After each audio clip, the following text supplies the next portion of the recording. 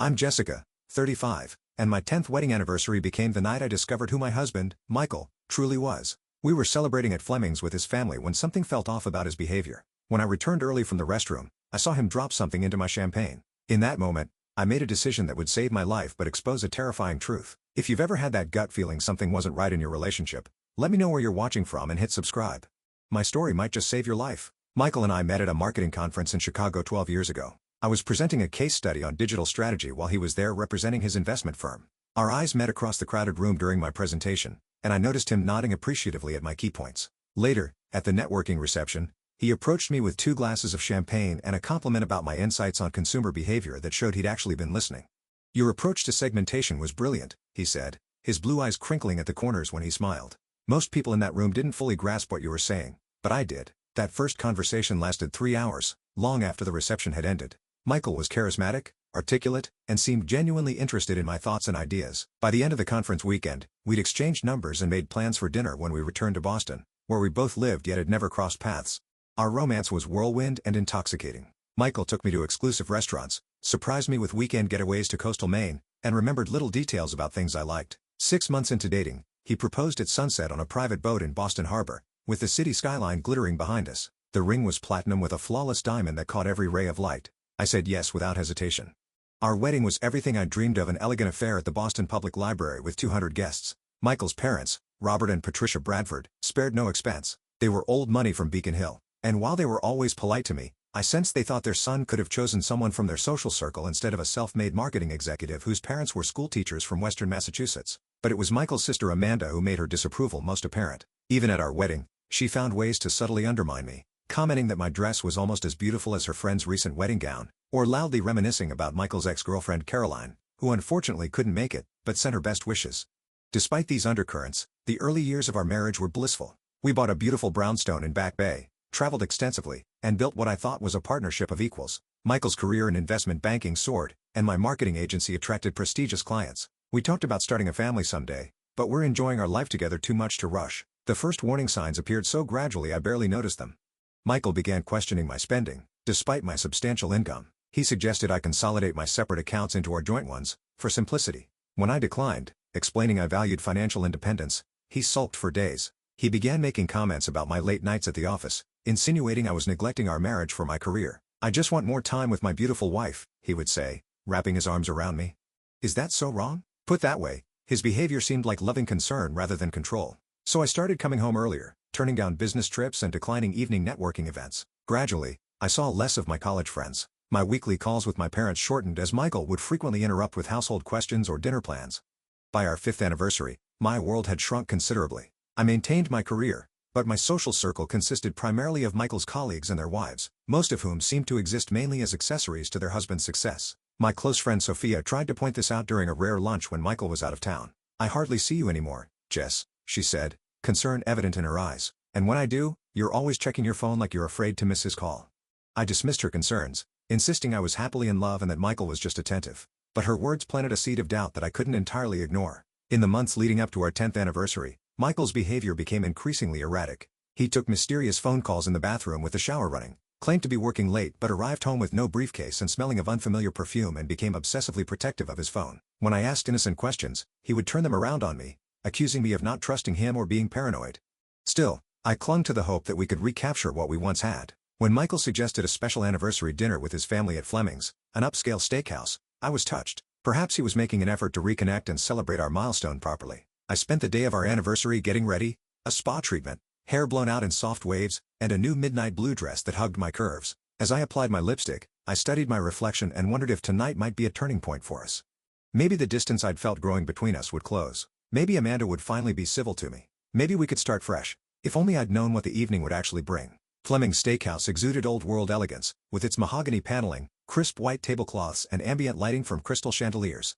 Our reserve table sat in a semi-private alcove with views of the Boston Common, perfectly set for 6 people. When Michael and I arrived, the maitre d' escorted us with practiced deference, pulling out my chair with a flourish. "You look stunning," Michael whispered, his hand at the small of my back. For a moment, I felt that familiar flutter, the one I'd experienced during our early days together. His gray suit was impeccably tailored, and he'd worn the cufflinks I'd given him for his birthday. Perhaps tonight would be special after all. The hopeful atmosphere lasted approximately 7 minutes until Amanda arrived with her husband Tyler. She air-kissed my cheeks, her lips never actually touching my skin, before embracing Michael with genuine warmth. "Happy anniversary to my favorite brother," she gushed, completely ignoring that he was her only brother. She wore a striking red dress that probably cost more than my monthly mortgage payment, her blonde hair arranged in an artful updo that made my professional blowout seem pedestrian by comparison. "Jessica," she acknowledged finally, her eyes scanning my outfit. "Blue again? You do stick with what works for you, don't you?" The comment was delivered with a smile that didn't reach her eyes. Tyler, perpetually uncomfortable with his wife's behavior, shook Michael's hand and gave me a genuine hug. "You look beautiful, Jess," he said kindly. "Happy anniversary." Robert and Patricia Bradford arrived moments later, impeccably dressed and precisely on time as always. Robert's silver hair and commanding presence turned heads even in this upscale establishment. Patricia's pearls and Chanel suits spoke of inherited wealth and meticulous attention to detail. 10 years, Patricia said, patting my hand with cool fingers adorned with family heirloom rings. "How time flies." The sommelier approached with practice timing, and Michael immediately took charge. "We'll have the Dom Perignon Rose," he announced without consulting the wine list. "The 02 2008 vintage, if you have it." "Excellent choice, sir," the sommelier nodded approvingly. I raised an eyebrow at Michael. The champagne he'd selected cost over $500 a bottle. While we were financially, such extravagance wasn't typical for him lately. In fact, he'd complained about my much more modest clothing purchase just last week. "It's a special occasion," he said, catching my expression. "Nothing but the best for our 10th. Amanda leaned forward, adjusting her napkin. "So Jessica, is your little marketing agency still doing those social media campaigns for local businesses?" "How quaint." I forced a smile. "Actually, we just signed McKinsey as a client last month. We'll be handling their entire digital transformation strategy." Michael cut in before Amanda could respond. "Jessica, you never mentioned McKinsey to me." "I did, actually. 3 times. I kept my tone light despite the tension building in my shoulders. Remember? I told you when I pitched them when we made it to the final round and when we got the contract." Michael frowned slightly, then covered it with a laugh. "Well, congratulations then. I've been so busy with the Westlake merger, it must have slipped my mind." The champagne arrived with appropriate ceremony, 6 crystal flutes arranged on a silver tray. The sommelier poured a taste for Michael, who nodded his approval after a perfunctory sip. As our glasses were filled, I noticed Michael checking his watch for the 3rd time since we'd sat down. "Are you expecting a call?" I asked. "No, just keeping track of time." "I made special arrangements for dessert later," he replied smoothly, raising his glass. "To 10 years with my beautiful wife." Everyone echoed the toast, and I took a small sip of the exceptional champagne. The bubbles danced on my tongue, but I couldn't fully enjoy it. Something felt off about Michael's demeanor, a tightness around his eyes, a slight tremor in his hand. As the appetizers arrived, seared scallops for me, beef carpaccio for Michael, he became increasingly insistent about my champagne consumption. "You've barely touched your drink," he noted, gesturing to my nearly full glass. "Don't you like it?" "It's delicious. I'm just pacing myself," I explained. "You know champagne goes straight to my head." "But it's our anniversary," he pressed, his tone light but his eyes intense. "Live a little." Amanda interjected, "Yes, Jessica, do loosen up. You're always so controlled." Their combined pressure made me uncomfortable. I excused myself to the restroom, needing a moment alone to gather my thoughts. The elegant marble bathroom was blissfully empty. I leaned against the cool countertop, studying my reflection in the ornate mirror. Who was this woman staring back at me? I looked polished and put together on the outside, but inside, I felt increasingly hollow. When had my marriage become this performance? When had I started walking on eggshells around my own husband? My phone buzzed with a text from Sophia. "How's the anniversary dinner going?" "Still on for coffee Tuesday?" I stared at the message, realizing I hadn't responded to her last 3 texts. Michael had been monopolizing my evenings, always with some reason I couldn't meet her. I quickly typed back, "It's fine. Yes for Tuesday. Miss you." Taking a deep breath, I reapplied my lipstick and squared my shoulders. I could make it through this dinner. Tomorrow, I would think more seriously about what was happening to my marriage, but tonight I would smile and play my part. I had no idea that in just minutes, everything would change forever. I left the restroom and started back toward our table, but paused near the bar to check a work email that had just pinged on my phone. That's when I glanced up and saw something that made my blood run cold. Through a gap between the bartender and a server, I had a clear line of sight to our table. Michael was hunched slightly forward, his back to me, focused intently on something in his hand. In one quick, practiced motion, he dropped something into my champagne glass and gave it a subtle swirl with his finger. The tiny object dissolved almost instantly, leaving no trace in the pale pink liquid. I froze, my mind refusing to process what I'd just witnessed. My husband had just drugged my drink. The reality was so shocking, so beyond my comprehension, that for several seconds I simply stood there, my body ice cold despite the restaurant's warm atmosphere. A server passed by, momentarily blocking my view. I used that opportunity to slip behind a decorative column out of sight from our table. My heart hammered against my ribs, and my breathing came in short, panicked gasps. I pressed my back against the cool surface, trying to steady myself. Had I really seen what I thought I saw? Could there be an innocent explanation? Perhaps a surprise toast with some harmless addition to my drink. But the furtive way he'd looked around first, the practiced speed of his movement, the way he'd checked his watch repeatedly throughout the evening, none of it suggested innocence. And, suddenly, other puzzling incidents began to click into place. 3 weeks ago, I'd woken up disoriented and groggy after Michael insisted I'd take a sleeping pill for my insomnia, a condition I'd never actually suffered from. I'd lost nearly 12 and couldn't remember going to bed. When I mentioned the strange experience to Michael, he dismissed it, saying I was probably just exhausted from work. Last month, after dinner at home, I'd experienced unexpected dizziness and nausea. Michael had been solicitous, helping me to bed and saying I must have caught a stomach bug. The next morning, I discovered my grandmother's necklace missing from my jewelry box. When I frantically searched for it, Michael suggested I might have misplaced it, though I distinctly remembered wearing it the previous evening. And just last week, after Michael insisted on making me a special anniversary countdown cocktail, I'd awakened to find him going through my email on my laptop. He'd claimed he was looking for a confirmation for a surprise he'd planned. Each incident seemed innocuous when isolated, but strung together in light of what I'd just witnessed, they formed a terrifying pattern. My husband had been drugging me. The question was, why? I struggled to control my breathing, to think rationally through the panic clouding my mind. I couldn't confront him here, surrounded by his family. I had no proof, and they would never believe me over him. Amanda would probably suggest I was having a mental breakdown. I needed evidence, and I needed to ensure my safety. A plan began to form in my mind, imperfect, potentially dangerous, but the only option I could see. Taking a deep breath, I composed my face into a neutral expression and made my way back to the table. "Sorry for the delay," I said, sliding into my seat with a forced smile. "I ran into Melissa from yoga. You remember her, don't you, Michael?" He nodded vaguely, but I caught the flash of relief in his eyes when he saw me sit down. His gaze immediately went to my still full champagne flute. "Your champagne's getting flat," he noted casually. "Should we get you a fresh glass?" "No, this is fine," I replied, reaching for it but not drinking. I don't want to waste such expensive champagne. My eyes scanned the table and landed on Amanda's glass. She had barely touched her champagne, preferring the Cabernet she'd ordered separately. Her flute sat nearly full beside my own, the bubbles still rising through the identical rose-tinted liquid. As the main courses arrived, a medium-rare filet mignon for Michael the first carefully orchestrated my movements. While everyone was distracted by the elaborate presentation of their dishes, I casually moved my hand as if reaching for the breadbasket and accidentally knocked over Amanda's water glass. "Oh, I'm so sorry," I exclaimed as water spilled toward her designer dress. As she jumped up and everyone's attention focused on the small chaos, I swiftly switched our champagne glasses. The entire maneuver took less than 3 seconds. "No harm done," Robert said as servers rushed over with extra napkins. "Missed the dress completely." Amanda settled back into her seat with a huff, dabbing at non-existent water spots on her clothing. "Really, Jessica, you should be more careful."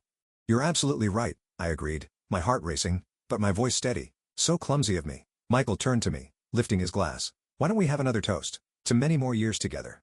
Everyone raised their glasses. I brought the untainted champagne to my lips and pretended to sip while watching Michael over the rim. His eyes were fixed on me, an intensity in his gaze that I now recognized as anticipation rather than affection. "Drink up," he encouraged with a smile that didn't reach his eyes. "It's really exceptional champagne." "It is," Amanda agreed, taking a deep swallow from what was now my drugged glass, "though I still prefer the Cabernet." I set my glass down, continuing the charade of sipping occasionally while engaging in dinner conversation. Michael grew increasingly agitated as the minutes passed, his eyes darting between me and my still nearly full glass. "Are you feeling all right?"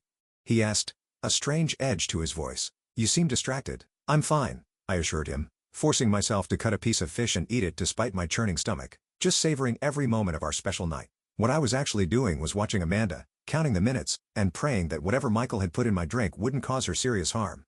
20 minutes into the main course, I noticed the first changes in Amanda's behavior. Her words began to slur slightly, and she interrupted her father mid-sentence with an uncharacteristic giggle. Patricia shot her daughter a disapproving glance, while Tyler looked at his wife with confusion. "Are you feeling okay, Amanda?" he asked quietly.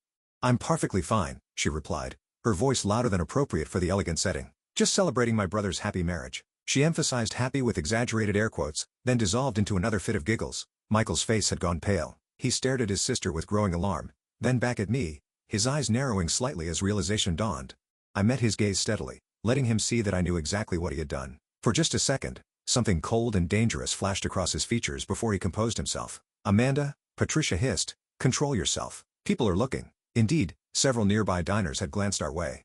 Amanda's behavior was becoming increasingly erratic. She swayed slightly in her seat, her coordination visibly impaired. "I don't feel so good," she mumbled, knocking over her water glass, "this time for real. The room is spinning." While everyone's attention focused on Amanda, I discreetly pulled out my phone beneath the table and began recording audio. I needed evidence of what was happening. "Perhaps you've had enough wine," Robert suggested, reaching for her Cabernet. "I barely had any wine," Amanda protested, her words running together. "Just the champagne. Michael's fancy anniversary champagne." She turned toward me, her eyes struggling to focus. You didn't drink yours. Smart girl, always so careful. Michael intervened smoothly. Amanda clearly isn't feeling well. Perhaps she should get some air. Tyler, would you take her outside for a moment? I think she needs more than air, Tyler said, concern evident in his voice as Amanda slumped against him. Her pupils are dilated, and she's burning up. This isn't just alcohol. Patricia placed a cool hand on her daughter's forehead. She does have a fever. Did she take any medication today that might have interacted with the alcohol? No, nothing, Tyler replied, growing increasingly worried. She was fine before dinner. Under the table, I switched my phone to camera mode and managed to capture Michael's panicked expression as he watched his sister's condition deteriorate. His right leg bounced nervously, and he kept checking his watch. Maybe we should call a doctor, I suggested, my voice perfectly calibrated to convey appropriate concern while revealing nothing of Amanda suddenly lurched forward, nearly face-planting into her half-eaten steak. I think I'm gonna be sick, she slurred. Tyler barely caught her before she slid from her chair. That's it, I'm calling 911, he announced, already pulling out his phone. Is that really necessary? Michael interjected quickly. It's probably just a bad reaction to the alcohol. Robert's expression hardened as he observed his daughter's condition. My daughter doesn't collapse from a single glass of champagne, Michael. Something is very wrong here. As if to confirm his assessment, Amanda began convulsing, her body going rigid before trembling violently. The restaurant erupted in concerned murmurs as Tyler lowered her carefully to the floor, turning her on her side. She's having a seizure, Patricia cried, her composure finally cracking. Someone help. A woman from a nearby table rushed over. I'm a doctor, she announced, kneeling beside Amanda. Has she taken any drugs or medications? No, nothing, Tyler insisted. She was completely fine before dinner. Throughout the chaos, I maintained a facade of appropriate distress while secretly continuing to document everything. Michael had backed away from the table, his face ashen, eyes darting toward the exit. I positioned myself between him and the door, pretending to make room for the gathering crowd. I should call the restaurant manager, I said loudly enough for others to hear, then slipped away toward the front desk.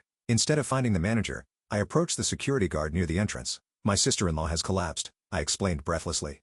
And I have reason to believe my husband drugged her drink. It was meant for me. Do you have security cameras covering our table? The guard, a former police officer named Ethan according to his name tag, assessed me quickly. We do. Section C, Table 12.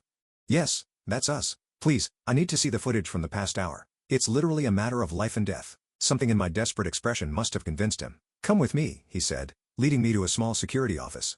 On the monitors, we quickly located our table and rewound the footage. There it was, clear as day, Michael leaning over my drink when he thought no one was looking. The guard's expression hardened. I'm calling this in right now, he said, reaching for his radio. The paramedics are already on their way for your sister-in-law, but we'll need police as well. Thank you, I whispered, my composure finally cracking as the reality of what had just happened, what had almost happened to me, sank in. As I returned to the dining room, paramedics were already loading Amanda onto a stretcher. Her condition had stabilized, but she remained unconscious. Patricia was crying quietly while Robert demanded answers from the restaurant staff. Tyler prepared to follow the paramedics to the hospital. And Michael stood alone, watching it all unfold with the expression of a man seeing his carefully constructed world crumble before his eyes. The restaurant had descended into controlled chaos. Other diners watched with a mixture of concern and morbid fascination as Amanda was wheeled out on a stretcher, an oxygen mask covering her face. Tyler followed close behind, his expression haunted as he clutched his wife's purse and phone. I'll meet you at Massachusetts General. Patricia called after him, hastily gathering her things. She turned to Michael and me, tear tracks marring her perfect makeup. We should go too. Family needs to stick together in crises. I noticed Michael inching toward the exit, his body language screaming flight. Before he could make his move, 2 police officers entered the restaurant, accompanied by the security guard I'd spoken with. Their purposeful stride toward our table told me everything I needed to know.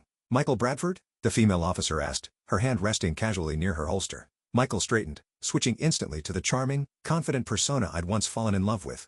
Yes, that's me. Is this about my sister? We're just heading to the hospital now. Sir, we need to ask you some questions first, the male officer said. We have reason to believe a criminal act may have occurred here tonight.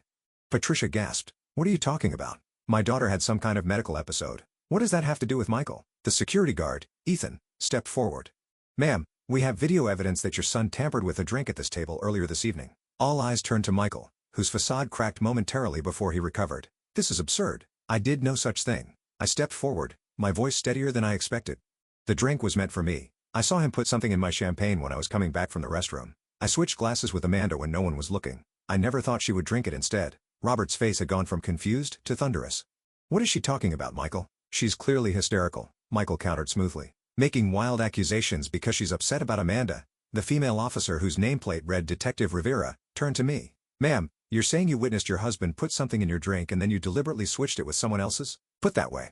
My actions sounded terrible. Shame flooded me as I realized I'd endangered Amanda, whatever my reasons. Yes, I panicked. I should have just confronted him or spilled the drink, but I was scared. I didn't think she would actually drink it. We have it all on security footage, Ethan added. Both the tampering and the glass switch. Detective Rivera nodded to her partner, who moved to stand beside Michael. Sir, we're going to need you to come down to the station to answer some questions. This is ridiculous, Michael sputtered, his cool composure finally cracking. Jessica is making this up. She's been unstable lately, asking strange questions about our finances, accusing me of affairs. Ask anyone. Actually, the restaurant manager interjected, holding up a small plastic bag containing what looked like a partially dissolved tablet recovered from the bottom of Amanda's glass. Our bartender noticed something unusual when he was clearing the table.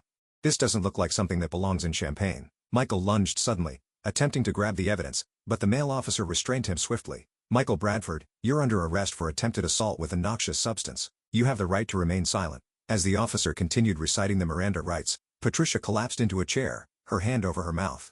Robert stood frozen, his expression cycling through disbelief, rage, and devastation. Jessica, he finally said, turning to me, is what you're saying true? Michael tried to drug you. I nodded, unable to speak past the lump in my throat. The reality of what had almost happened, what my husband had intended to do to me, hit me with full force. Why? Patricia whispered, her voice barely audible. Why would he do such a thing? Detective Rivera was professional but kind as she explained what would happen next. We'll need statements from everyone here. Mrs. Bradford, we'll need you to come to the station as well. We'll also need access to your home to search for additional evidence. As Michael was led away in handcuffs, he locked eyes with me one final time. The mask had completely fallen away, revealing a coldness I'd never seen before. You'll regret this, he said quietly, just before the officers guided him through the door. The restaurant provided a private room where Detective Rivera took my initial statement. I recounted the events of the evening, my growing suspicions over recent months, and the previous incidents that now seemed sinister in retrospect. Do you have any idea why your husband might want to drug you? She asked, her pen poised above her notepad. I shook my head slowly. Not for certain, but recently, I discovered he'd taken out a large life insurance policy on me without my knowledge. I found the paperwork while looking for a tax document. When I asked him about it, he said it was standard estate planning that his financial advisor had recommended. Detective Rivera's expression remained neutral, but I saw her write something and underline it twice. We'll look into that. In the meantime, is there somewhere safe you can stay tonight? A friend or family member? I thought of Sophia, the friend I'd neglected for too long. Yes, I have someone I can call. Good. An officer will escort you to collect some essential items from your home after we've conducted an initial search. Do not go alone under any circumstances. As I sat there in the quiet room, watching police officers gather evidence and take statements from the Bradford family, the enormity of what had happened, and what had almost happened, washed over me. My marriage, my sense of safety, my entire reality had shattered in a single evening. My phone buzzed with a text from the hospital. It was Tyler, Amanda's stable. Doctors say it was Rohypnol. A lot of it. They're keeping her overnight for observation. What the hell is going on, Jessica? I stared at the message, unable to formulate a response that could possibly explain the inexplicable. How could I tell him that his brother-in-law had intended to drug his own wife and that I had inadvertently made Amanda the victim instead? As if sensing my distress, Detective Rivera placed a gentle hand on my shoulder. One step at a time, Mrs. Bradford. Right now, you're safe. And that's what matters most. But as police officers photographed the crime scene and bagged evidence, as waitstaff whispered behind their hands, as Robert comforted a weeping Patricia, I couldn't feel safe. Not yet, because one question kept echoing in my mind. What had Michael planned to do to me once I was unconscious? The next 48 hours passed in a blur of police interviews, evidence collection, and shocking revelations. Detective Martinez, not Rivera as I'd initially thought, became a constant presence, her calm professionalism a stabilizing force as my world continued to unravel. I stayed with Sophia, who had immediately cleared her guest room when I called that night from the police station. She asked no questions when I arrived with a police escort at midnight, my eyes swollen from crying, clutching a small overnight bag. She simply hugged me, made tea, and sat with me until I could finally speak. My husband tried to drug me, I whispered, the words sounding surreal even as I said them. On our anniversary, with his whole family watching, Sophia's expression shifted from shock to fierce protectiveness. You're staying here as long as you need. No arguments. The next morning, Detective Martinez arrived with news. The preliminary toxicology report confirmed that the substance in Amanda's system was indeed Rohypnol, a powerful sedative known as a date rape drug at a dangerously high dose. If your sister-in-law had finished that champagne, Martinez explained carefully, she could have stopped breathing. The amount we found suggests your husband wasn't just trying to incapacitate you, Jessica. This was potentially lethal. I pressed my hands against my mouth, trying to suppress a wave of nausea. Michael hadn't just wanted to drug me, he'd wanted to kill me. We've executed a search warrant on your home, Martinez continued. We found a significant quantity of various sedatives hidden in your husband's home office, along with financial documents you should know about. Those documents revealed the extent of Michael's deception. He had taken out not one but 3 life insurance policies on me over the past year, totaling $5 million. Our joint investment accounts had been systematically drained, with millions transferred to offshore accounts in his name only. Even more disturbing was what they found on his laptop and phone. Michael had been conducting an affair with his colleague Vanessa for over 18 months. Their text messages revealed not just infidelity, but a carefully constructed plan. "I can't wait to start our new life together," Vanessa had written 3 weeks ago. "Once she's gone, the insurance money will set us up beautifully." Michael had responded, "Anniversary dinner is the perfect opportunity. Her death will look like a tragic accident or medical event. No one will suspect anything."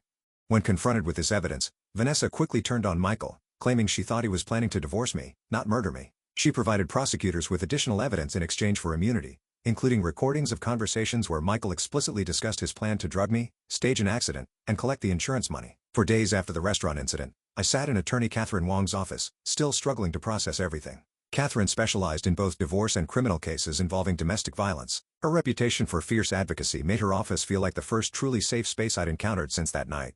"We're filing for an emergency restraining order," she explained, sliding documents across her desk for my signature, and expediting the divorce proceedings on grounds of attempted murder, which, sadly, is not a sentence I get to say often in my practice. "What about Amanda?" I asked, the guilt still weighing heavily on me. "Is she pressing charges against me for switching the glasses?" Catherine shook her head.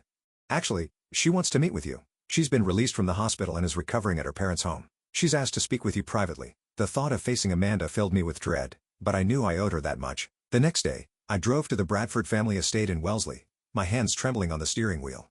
The mansion where Michael had grown up looked as imposing as ever, its colonial facade and manicured grounds speaking of old money and privilege. Patricia met me at the door, her appearance dramatically changed from the polished socialite I knew. She looked older, worn down by grief and shock. "Amanda's in the sunroom," she said quietly, leading me through the house. Before we reached the doorway, she paused and turned to me. "Jessica, I want you to know, Robert, and I don't blame you. We should have seen what Michael was becoming. Perhaps we did see it and chose to ignore the signs." The admission stunned me into silence. In all our years of marriage, this was the first time Patricia had spoken to me with genuine emotion rather than polite formality. Amanda sat in a wicker chair by the windows, a blanket across her lap despite the warm spring day. Her typically perfect appearance was muted, hair pulled back simply, face free of makeup, wearing what appeared to be pajamas under a robe.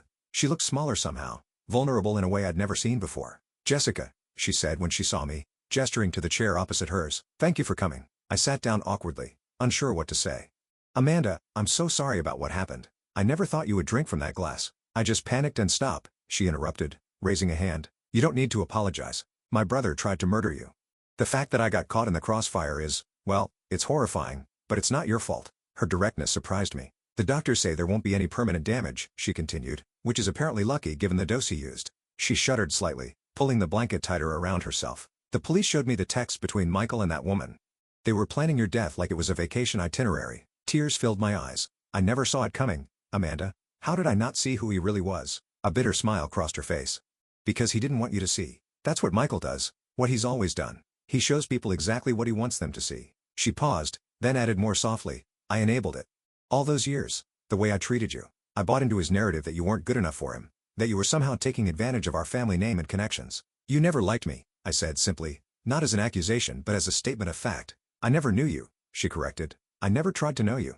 I just accepted Michael's version of you, and for that, I'm truly sorry." In that moment, something shifted between us. Not forgiveness exactly, but a recognition of our shared victimization by the man we had both loved in different ways. As the weeks passed, the case against Michael built steadily. Detective Martinez kept me informed of each development.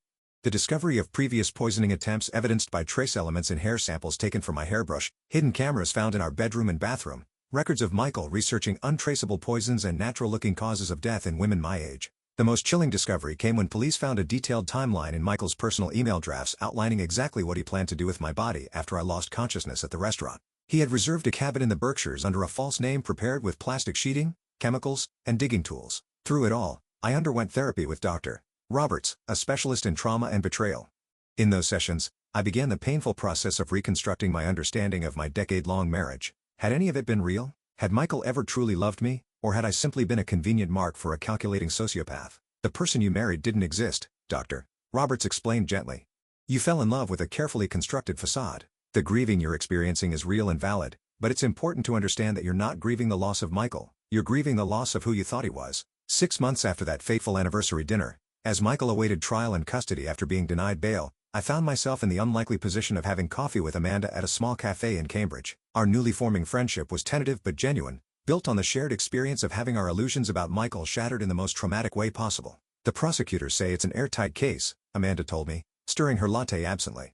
Between the video evidence, the toxicology reports, the financial paper trail, and Vanessa's testimony, he's facing 20 to life. I nodded, still unable to fully reconcile the Michael the first thought I knew with a man capable of such calculated evil. I keep wondering if there were signs I missed, moments when the mask slipped that I explained away. Amanda reached across the table and squeezed my hand, a gesture that would have been unimaginable a year ago. We both miss them, Jessica, because we both loved him in our different ways. That's not our failure. It's his betrayal. As we sat there, two women rebuilding our lives from the wreckage one man had created, I realized that through this nightmare, I had gained something unexpected, the sister I never had. And together, we would ensure that Michael Bradford never had the opportunity to harm anyone else again. 1 year after that fateful anniversary night, I stood in my new apartment in Cambridge, watching autumn leaves swirl past my window. The space was entirely mine, chosen by me, decorated by me, a sanctuary that had never known Michael's presence. I'd sold the brownstone in Back Bay, unable to feel comfortable in rooms where I now knew hidden cameras had once recorded my most private moments. My therapy sessions with Dr. Roberts continued, though we'd reduced them to bi-weekly rather than twice a week. The nightmares had become less frequent, and I no longer flinched when my phone rang unexpectedly or when someone approached me from behind in public places. Small victories, Dr. Roberts called them stepping stones on the path to healing. Recovery isn't linear, she reminded me often. Some days will feel like backsliding, but that doesn't erase your progress. On this particular morning, I was preparing for Michael's sentencing hearing. The trial had concluded 3 weeks earlier with a guilty verdict on all counts: attempted murder, assault with a noxious substance, fraud, conspiracy, and a host of financial crimes discovered during the investigation. Today, he would learn his fate. A soft knock at my door announced Amanda's arrival. Our unlikely friendship had deepened over the months, forged in the fire of shared trauma and recovery. "Ready?" she asked when I opened the door. She looked nervous, but determined in a simple navy dress, a far cry from the designer outfits and perfect makeup she'd once considered essential for public appearances. "As I'll ever be," I replied, grabbing my purse and the victim impact statement I'd worked on for weeks. In the courthouse, we sat together in the front row, flanked by Sophia on one side and Tyler on the other. Robert and Patricia had chosen to submit written statements rather than attend in person. The toll on their health, particularly Robert's, had been severe. He'd aged a decade in a single year, his once commanding presence diminished by the shame and grief of his son's crimes. When Michael was led in wearing an orange jumpsuit, handcuffed and escorted by officers, I forced myself to look directly at him. The man I'd once loved, once built a life with, once trusted completely, now appeared smaller somehow. His eyes met mine briefly before sliding away, unable to maintain contact. The judge, a stern woman in her 60s with silver-streaked hair, reviewed the case details before inviting me to speak. As I approached the podium, my prepared statement clutched in trembling hands, I took a deep breath and looked not at Michael but at the wall just above his head. "Your Honor, 1 year ago, I believed I was celebrating a milestone of love and partnership. Instead, I discovered the depth of betrayal possible from the person I trusted most in this world. Michael didn't just attempt to take my life, he stole years of it through deception, manipulation, and psychological abuse that I'm only now beginning to fully understand." My voice grew stronger as I continued, detailing not just the events of that night, but the insidious way Michael had isolated me from friends and family, controlled our finances, and gradually eroded my independence and self-confidence. The woman who switched those glasses a year ago was desperate and terrified, acting on instinct rather than reason. I regret the harm that came to Amanda, but I will never regret the actions that ultimately saved my life and exposed the truth. I turned slightly, finally allowing myself to look directly at Michael. "I don't hate you anymore. That's the most surprising part of this journey. Hatred would keep me tethered to you, and I'd choose freedom instead. What I feel now is pity for someone so empty inside that destroying others became your purpose."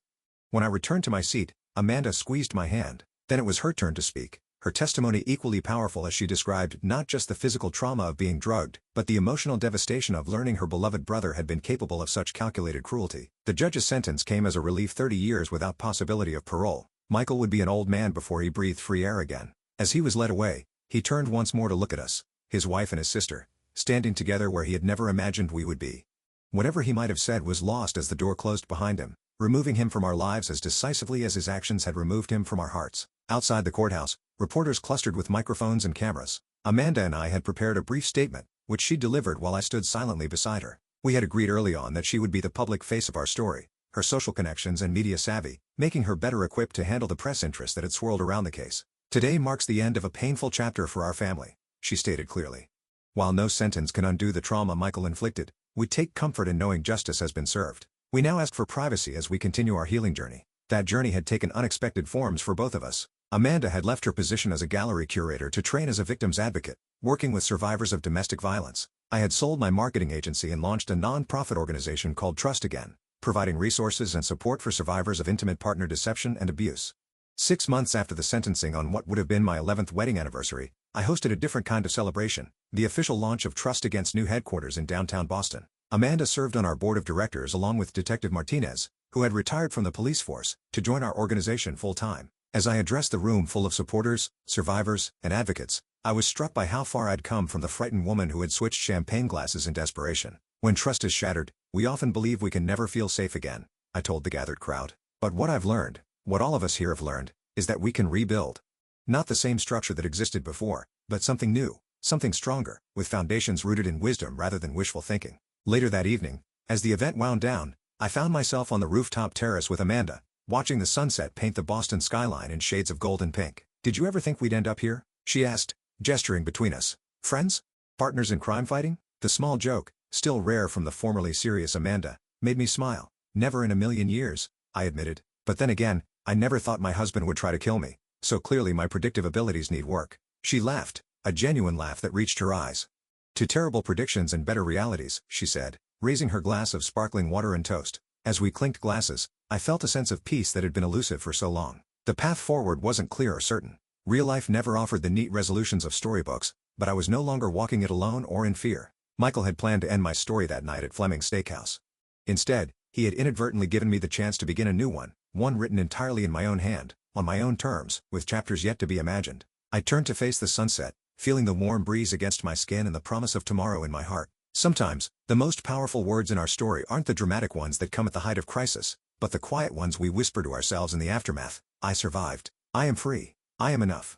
And those words become not just an ending, but a beginning. Have you ever had to trust your instincts in a dangerous situation? Or discovered someone wasn't who you thought they were? Share your experiences in the comments below. If this story resonated with you, please like, subscribe, and share it with someone who might need to hear that healing is possible even after the deepest betrayals. Thank you for listening to my story, and remember, trust your gut, document everything, and never be afraid to rewrite your ending.